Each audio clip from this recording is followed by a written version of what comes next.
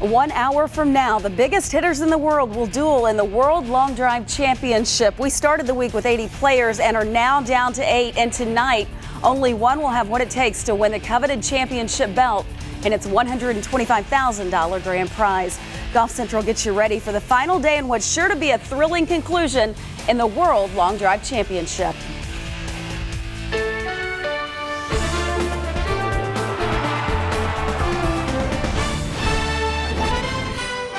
Golf Central. Brought to you by Titleist. Coming up on tonight's show, Phil Mickelson talks about the news involving Tiger Woods and his recent withdrawal, as well as the U.S. Ryder Cup victory. Also, Justin Thomas is doing his best to help storm victims, spearheading a Birdies for Hurricane Relief effort. And a couple of Golden State stars put their golf games on full display in Napa, California, ahead of this week's stop at Silverado. But we kick things off with our prime time event tonight on Golf Channel. 1 hour from now, the quarterfinals of the World Long Drive Championship will be underway. And to help get you ready for it, we send you out to Thackerville, Oklahoma, and say hello to Bob Papa and our crew calling the action.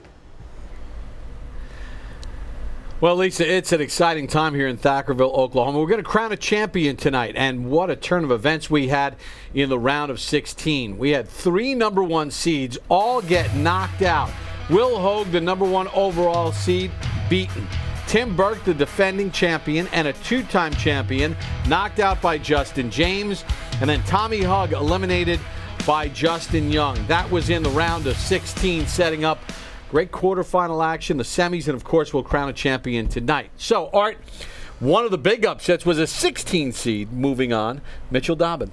He got here a week ago because he had to go to the last chance qualifier. Then he gets in the round of 80. Then he upsets another number 1, Ryan Riesbeck. And last night against Steve Monroe, he peels off 349. He is just having fun. He's on house money here at WinStar. But his brother, Mike Dobbin, the 2007 champion, who you'd love to be your bodyguard. Look at the size of this guy, is going ballistic. And he's got some great fans here tonight. He has nothing to lose tonight. Should be awesome. Meanwhile, Tim Burke gets knocked out by Justin James. He's one of the young guns, Michael. He's a rookie, actually, but had the longest drive of the evening last night, 381 yards. I think that the assist from his father, Jerry, a 2-time Masters Division World Long Drive champion, is going to be an assist.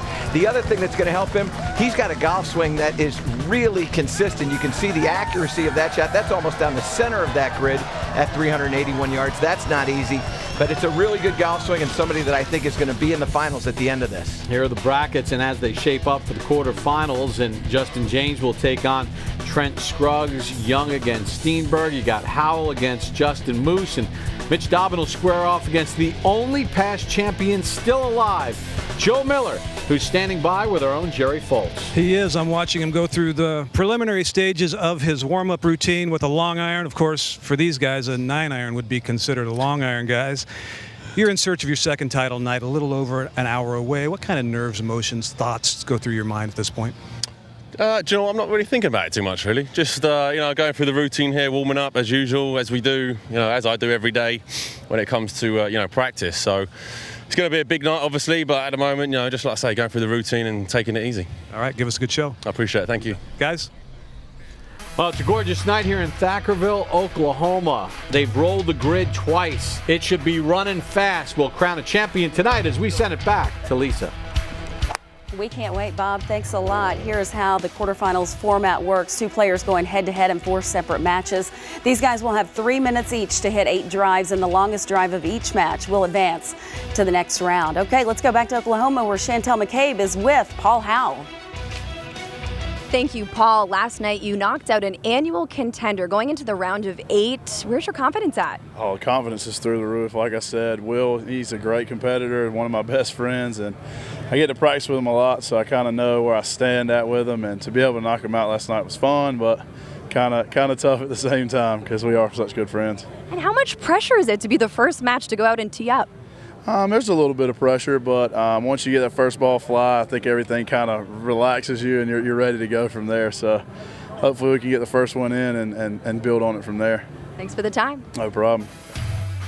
Only 8 players remain from a field of 80, and tonight only one will win the $125,000 grand prize. Golf Channel is live from the World Long Drive Championship. Our coverage continues tonight at 8 Eastern. The PGA Tour is in California this week for the Safeway Open, and it's the first time Phil Mickelson is playing in the Tour season opener since all the way back in 1999. Mickelson finished 16th in the FedEx Cup standings last season after missing the Tour Championship the previous 2. With more on what's on Lefty's mind heading into his first Safeway Open since 2007, we go out to Silverado and check in with Todd Lewis, who joins us live with all those details. Hi, Todd. Hi there, Lisa. Phil Mickelson spent a lot of time with Tiger Woods at the Ryder Cup discussing the best strategy for the United States to beat Europe. However, the two did not discuss Tiger's current game. Phil may have been a little surprised on Monday when Tiger pulled out of the Safeway Open and used the word vulnerable to describe his game. However, he understands and supports Tiger's decision. We all want Tiger to come back, but we want him to come back when he's ready. And if he doesn't feel like he's ready, then he should wait. You know, we'll all wait in anticipation, and we're excited. But I understand there's a lot of pressure, not just to come back, but to perform when he does come back. So you want to make sure that your game is right, because look at how much scrutiny he's going to be under. You know, all the members of the media that were coming here when he was committed, and all the analysis of his swing and analysis of his game, all that stuff leads to pressure. So if I'm him, I want to make sure that my game is right when I do come back. And so if he doesn't feel like it's right, then he needs to wait. We support him. Tiger Woods may be searching for some confidence right now, but not Phil Mickelson. The last time we saw him competing, he was in a singles match against Sergio Garcia. He won that match and put together 10 birdies on his scorecard. Phil is hoping to bring some of that Ryder Cup mojo here to North Carolina, or Northern California, I should say, to kick off the PGA Tour season.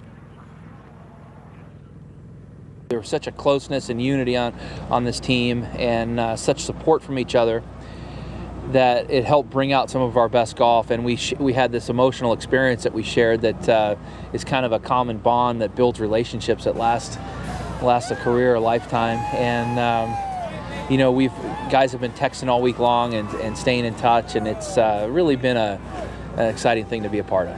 It's exciting to see what these guys are capable of. I mean, the U.S. team really has some great players, and to see some of the play that came out of these guys was really fun. And how fun was it to see Patrick Reed, showing the emotion, and his match with Rory was, I loved the banter. This has been something that's meant a lot to me, to have the Ryder Cup team play well, but also have some direction and continuity from year to year.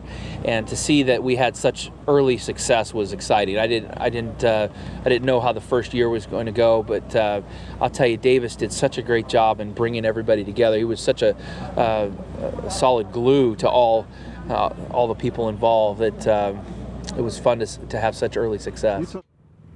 Of course, the Ryder Cup next will be on European soil in Paris. Phil was asked, does he want to go as a captain or as a player to Paris? And he said he wants to go as a player, emphasizing that by saying, it's been 22 years since there have been 10 Americans that have been able to beat me, so I don't know why it would stop now. And of course, he would like to build some of that momentum here this week, winning in his home state. Lisa? Todd, thank you very much. Trip Eisenhower, I don't know about you. I just want to go to Paris. Yeah. Okay, any shape, way, form. Continuing the conversation, though, about Phil Mickelson. Look, he's obviously done a lot in the game of golf. What do you expect from him this season looking ahead? Big things. I think from a lot of players from the Ryder Cup, we're going to see success going forward. It's going to be no surprise to see Phil having some success. You compare the last couple of years to Phil's year this year, and I think a lot of it was being motivated to play his way onto the team. The areas where he was deficient, namely in the approach to the green and his putting, in particular, from 125 to 150. Phil, normally one of the best wedge players in the game, and that 125 to 150 is going to be a wedge primarily for Phil Mickelson as long as he is with his irons. He was down to 144th in proximity from there, but a vast improvement. The work with Andrew Getson certainly paying off. But again, I think it's Lefty being motivated, and he's got so many different shots. He's so creative, and I think the small technical flaws in his swing were shored up, and then that allowed that creativity to come back, and we saw it on display at the Ryder Cup, in particular against Sergio Garcia. and again, the performance on the greens. The putts he made on 17 and here on 18, this was impressive stuff. It shows what Phil Mickelson is. Now, he threw his best at Henrik Stenson at a major championship and yet got another runner-up finish in a major championship. Will Phil win another major championship? Who knows? I would say probably not, but I do think Phil's got quite a few wins left on the horizon. I clearly think he will get past 45 wins, that all-important number. You know, as far as in the history of the game, 45, he's at 42 right now. I think Phil wins at least 3 more times. And he's 46, but he's 46 years young. Yeah, he still really has is that spirited childlike guy out there, and he's really enjoying and it. And a long swing. And a long swing. Yes. That is true. Tripp, thank you. The FedEx Cup points are reset, and a brand new season of the PGA Tour is about to begin. Don't miss Phil Mickelson. Kick off the 2016-17 season in the Safeway Open. Golf Channel's live coverage begins tomorrow at 3 p.m. Eastern Time. Still ahead on Golf Central, the PGA Tour's Rookie of the Year has been handed out. The hardware, that is. You'll hear from Emiliano Grillo coming up. Plus, Justin Thomas isn't just a bright young star on tour. He's taken some on-course action to help the Hurricane Matthew relief efforts. Well done, JT. And the countdown is on to the World Long Drive Championship, where tonight in Oklahoma we'll crown a winner.